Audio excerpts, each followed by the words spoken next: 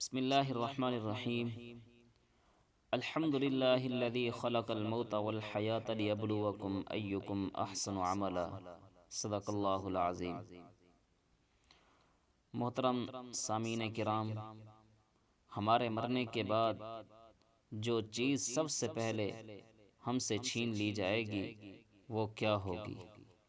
آج اسی ٹاپک پر بات ہوگی، توجہ سے سننا ہے، انشاءاللہ بہت فائدہ ہوگا۔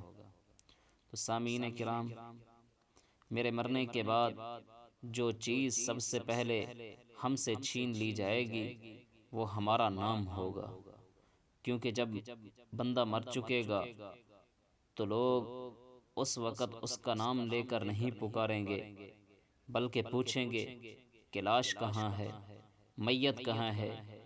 اور جب مجھے غسل دینے کی تیاری کی جا رہی ہوگی تو کہیں گے کہ میت کو قریب لے آؤ، اس وقت بھی میرا نام نہیں لیں گے۔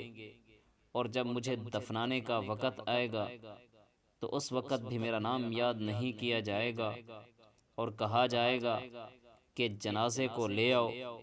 اس وقت مجھے نہ میرا نسب کام آئے گا، اور نہ میرا خاندان میرے کام آئے گا، نہ میرا نام میرے کچھ کام آئے گا، نہ میری شہرت میرے کام آئے گی، نہ میرا منصب میرے کام آئے گا۔ کتنی فانی اور کتنی دھوکے کی ہے یہ دنیا جس کی طرف ہم لپکتے ہیں۔ مجھے یقین ہے کہ میرے مرنے کے بعد تین طرح کے لوگ ہوں گے۔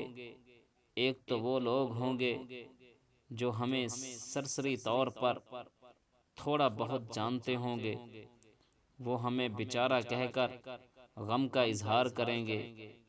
اور دوسرے میرے دوست، میرے احباب، میرے ساتھی ہوں گے جو چند دنوں تک میرے غم میں رہیں گے، پھر اس کے بعد اپنے اپنے دھندوں میں مشغول ہو جائیں گے۔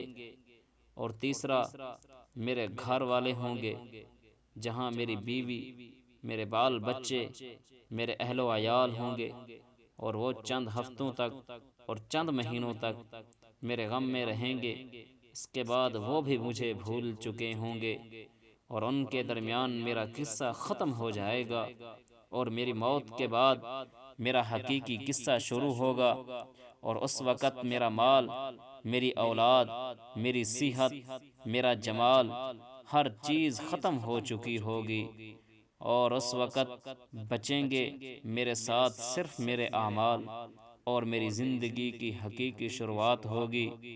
میں ایک ایسا سفر کرنے والا ہوں جن راستوں کو میں نے نہیں دیکھا، اور میرے پاس توشہ بہت کم ہے، میری طاقت کمزور ہو چکی ہے، اور موت میری تلاش ہے، اور میرے پاس گناہوں کا ایسا انبار ہے کہ جس کو میں خود بھی نہیں جانتا، جس کو صرف اللہ رب العزت جانتے ہیں۔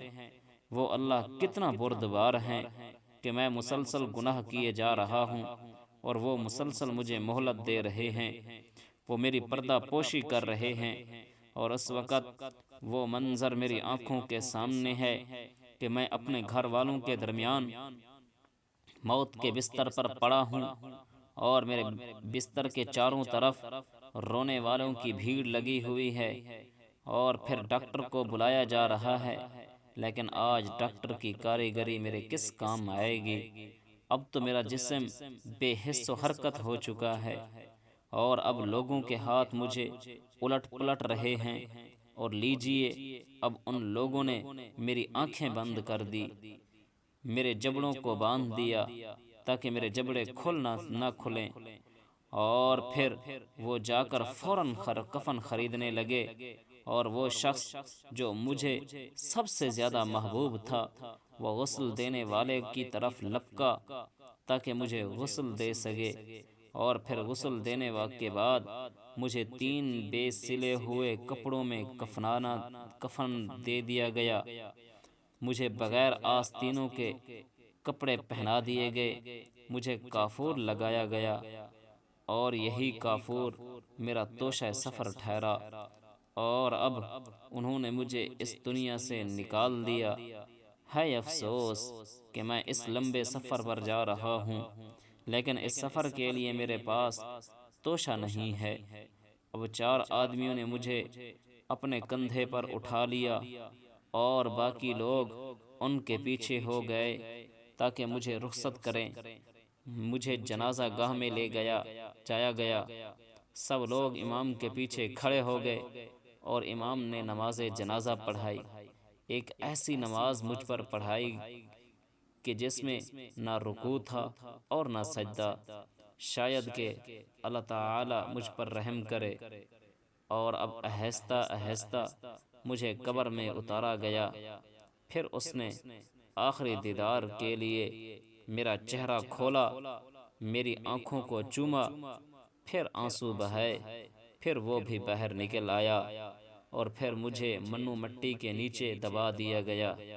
اور اب تاریک اور اندھیری قبر میں نہ میری ماں ہے اور نہ میرا باپ، نہ میرے بچے اور نہ میری بیوی۔ اس قبر میں میرا دل بہلانے کے لیے میرے پاس کوئی بھی نہیں ہے۔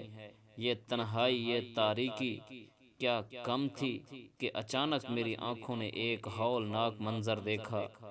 بھیانک شکل میں منکر نکیر ظاہر ہوئے۔ اب میں انہیں کیا جواب دوں؟ انہیں دیکھ کر میرا ہوش و حواس اڑ گئے۔ انہوں نے مجھے بٹھایا اور سختی سے مجھ سے جواب طلب کرنے لگے۔ اے اللہ، تیرے سوا اس وقت کوئی نہیں ہے، تو مجھے اس مشکل وقت سے نجات دے۔ اس غریب مسافر پر ایک احسان فرما جو اپنے بیوی بچے اور اپنے اہل و عیال سب کچھ پیچھے چھوڑ آیا ہے، اور ابھی میرے سوال و جواب ختم ہی ہوئے تھے کہ گھر کے سارے لوگ واپس آئے اور میراث کی تقسیم ہونے لگی۔